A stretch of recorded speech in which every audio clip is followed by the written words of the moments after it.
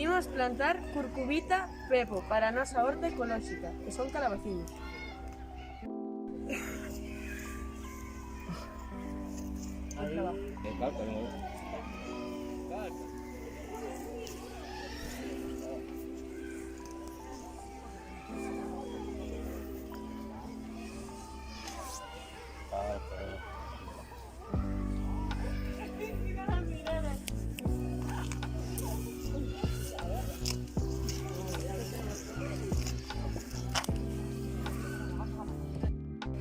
Vamos a plantar Solano licopérsico.